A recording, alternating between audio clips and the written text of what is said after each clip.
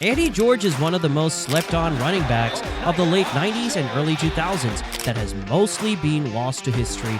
But how good was he actually? From the 20-yard line, Eddie George finds a hole. Today we are going to break down the football life of George from where he got his start as a kid all the way through his retirement to answer the question of just how good was Eddie George actually.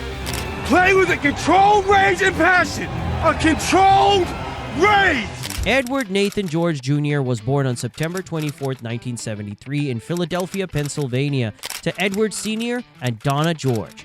Growing up, he was primarily raised by Donna and his aunt Leslie and his mom working multiple jobs. This strong work ethic was instilled in him at a young age and was only reinforced in high school, where he attended Fork Union Military Academy. However, this is not where George got his start. He began playing football in Pop Warner for the Abington Raiders. George started off his high school career at Abington Senior High School before eventually transferring to Fork Union. Shockingly, despite sneaking onto the radar of scouts at some very prestigious schools in his senior season, he chose to stay for a fifth year at the school. This wound up paying off for him as he could not be contained in this extra season, rushing for 1,372 yards. Shockingly, despite his mind-blowing final season at fifth year at Fork Union and scouts around the country foaming at the mouth for George, a majority of schools wanted him to play linebacker rather than running back. This was a deal breaker for Eddie, as he said, "Growing up, I knew I wanted the ball in my hands and be in a position to carry the ball as much as possible. I wanted to be in control." This led him to make the decision to attend Ohio State and become a Buckeye. Then head coach John Cooper said not many colleges recruited him as a running back. They all figured he would make a great linebacker. In his freshman season, George immediately left his mark on the team and carved out a large role for himself in the offense. It appeared as if he had the potential to be one of the best running backs in the country, rushing for 3 touchdowns in a win over then 8th-ranked Syracuse. However, all of this momentum came to a screeching halt just 2 games later when they took on the Illinois Fighting Illini. This was arguably the worst game of his college career, not fumbling once but twice deep in enemy territory. To make matters worse, the first fumble was returned for a touchdown, while the second led to the game-winning drive for Illinois. This led to George being benched for almost the entirety of the remainder of the season, receiving just 12 more touches on the year and spending most of the season third on the depth chart. Things did not get much better for George in his sophomore season. Despite all of this hardship coming as a result of one horrendous game, he struggled to earn the trust of the coaching staff back. This led to him only receiving 42 carries in his second season at Ohio State, rushing for 223 yards and 3 touchdowns. However, the tides would finally turn for Eddie in his junior year, and he was given another shot at being the team's starting back. This time, he did not let the opportunity slip through his fingers, and he excelled, rushing for 1,353 yards and 12 touchdowns. Not only this, but he also led Ohio State to a 9-3 record in the regular season. This earned them a spot in the Citrus Bowl, where they took on 6th-ranked Alabama. This was a close game, but the Buckeyes fell just short, losing by a final score of 24-17. George saved his best for last and had a standout senior year. He could not be stopped no matter who Ohio State was facing off against. He averaged a ridiculous 6 yards per carry, finishing the season with 1,826 yards and 23 touchdowns on the ground. This went on to blow away the competition when comparing his numbers to any other running back in all of college football. George led his conference in rushing yards and all of the NCAA in rushing touchdowns and touchdowns from scrimmage. Not only was he named the Big Ten Offensive Player of the Year and an All-American, he also took home the 1995 Heisman Award. This elite season from George led the Buckeyes to losing only 1 game in the regular season and earning a spot in the Citrus Bowl for the 2nd straight season, this time taking on the Tennessee Volunteers. Once again, Ohio State came just short, this time losing 2014. While his collegiate career ended on a sour note, Eddie still established himself as one of the best of a long line of truly elite running backs to don the scarlet gray. Off the back of an extremely impressive senior year at Ohio State, George was one of the most highly touted prospects in the 1996 NFL Draft. Houston Oilers select Eddie George, running back, Ohio State. He excelled at the combine, and teams could not wait for the chance to add what many thought would be a surefire franchise cornerstone running back to their roster.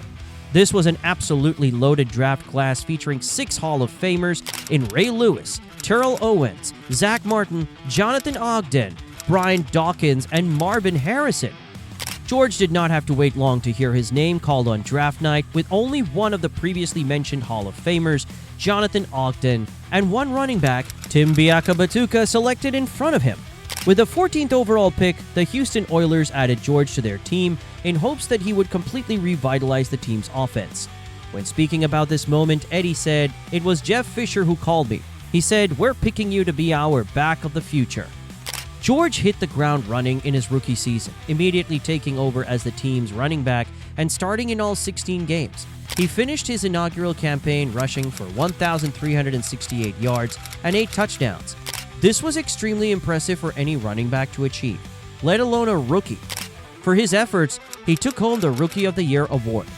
Over the offseason, the Oilers made the move to Tennessee. Despite changing cities, he had nearly identical stats the following year in 1997. Proving early on that he was a very consistent back and performing as one of the best that the league had to offer. He had one of the best games of his career in Week 1 when the Oilers took on the Oakland Raiders.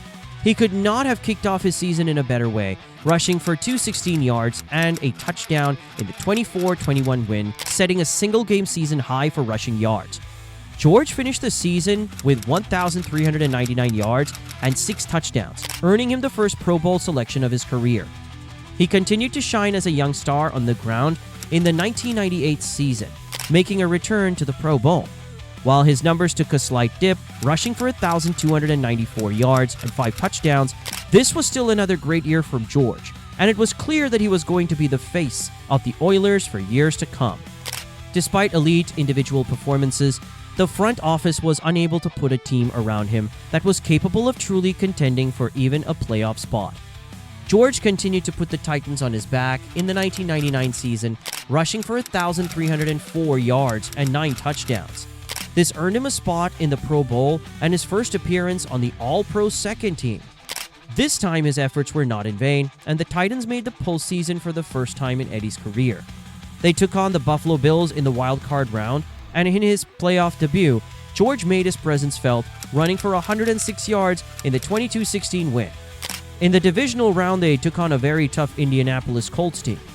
Once again, George put the Tennessee offense on his back, this time running for 162 yards and a score, leading his team to a 19-16 win.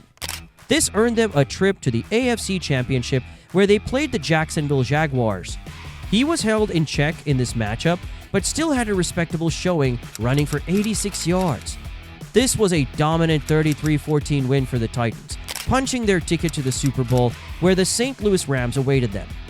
George had an incredible game, showing up when his team needed him the most.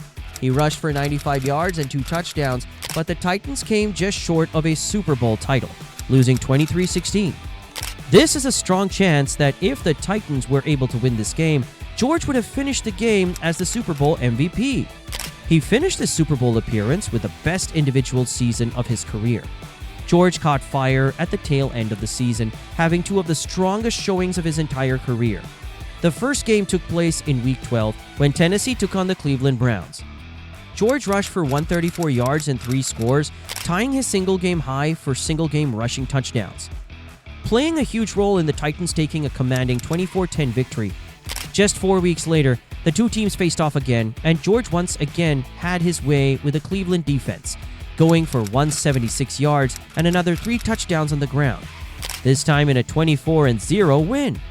George had an incredible regular season, rushing for 1,509 yards and 14 touchdowns, setting career highs in both metrics. This earned him his 4th straight Pro Bowl appearance, an All-Pro first-team nod, and he even finished 2nd in the Offensive Player of the Year voting and 3rd in the MVP voting. The Titans made a return to the playoffs, where they faced off against the Baltimore Ravens in the divisional round. George had a strong showing, rushing for 91 yards and a touchdown against a very talented Ravens defense. But it was not enough for his team to come out on top, and the Titans were sent home 24-10.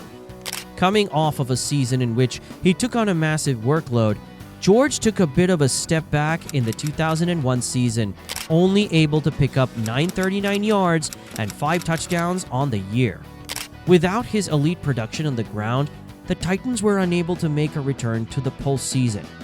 He had a return to form in 2002, having another 1,000-yard year on the ground. George finished the regular season with 1,165 yards and 12 touchdowns. With him back in prime form, the Titans were able to make it back to the playoffs. In the divisional round, they took on the Pittsburgh Steelers. George was held in check, only able to pick up 33 yards on the ground. But he did find the end zone once. This was a game that came down to the wire, but Tennessee was able to come out on top in overtime by a final score of 34-31. In the AFC Championship, they played the Oakland Raiders. Once again, Eddie did not have a stellar performance, running for 67 yards in the crushing 41-24 loss. The 2003 season went on to be his final year with the Titans. He lived up to his reputation and continued being a reliable workhorse back even at 30 years old. He picked up 1,031 yards and 5 touchdowns on the ground. In the wild card round, the Titans took on the Ravens. It is impossible to tell the story of Eddie's NFL career without at least mentioning his rivalry with Ray Lewis. These two absolutely hated each other, and anytime they faced off, it was a show watching these two try to get the best of each other. When speaking about George, Lewis said, "People ask me, do I miss the game? I never missed the game because I gave it everything I had. But I'll tell you what I do miss. I miss the moment I had to look in Eddie George's eyes. There was one person on my mind the entire offseason, and it was Eddie George." George had his own take on the rivalry, saying, "We go way back. Ray was something like, if I saw you on the football field, you know I'd take you out. I said, you're too light in the ass. We don't play that type of football up north, man. You got to be able to bang." Ray and I didn't like each other. It was more than just a game. It was personal. Arguably, their greatest showdown came in this wild card matchup. It was a back-and-forth battle with George finishing the matchup with 88 yards. However, he had an extremely impressive performance when taking into account that he dislocated his shoulder, had it pop back into place and finish the game. When asked about this, he said, "Pop this back in and let's go." I was willing to die on that football field that day. If I were to die that day, I would have been fine with it, and I still feel that way. The Titans took a hard-fought victory by a final score of 20-17. After this amazing win over the Ravens, the Titans took on the New England Patriots in the divisional round. George was held in check, just able to pick up 48 yards in the 17-14 loss. He joined the Dallas Cowboys the following season in what went on to be his final season in the league. George started in only 8 of the 13 games he played in, rushing for 432 yards and 4 touchdowns. This went on to be his final season in the league, capping off a very impressive career. So how good was Eddie George actually? George finished his 8-year career with 10,009 yards and 64 touchdowns on the ground. He currently ranks 29th all-time in career rushing yards and 38th in rushing touchdowns. Along with this, he was named to the Pro Bowl 4 times, the All-Pro First Team once, and the All-Pro Second Team once, and he was named the 1996 Offensive Rookie of the Year. While he is a player who has mostly been lost to history, George was truly an elite talent at running back and arguably the second best talent at the position in Titans history behind only Derrick Henry. Had the team been able to surround him with more talent, he could have been rightfully remembered as one of the best running backs from his era. Let us know what you think. Is Eddie George underrated? And if so, where does he rank for you? Be sure to like and subscribe and tune in for our next video. Peace out.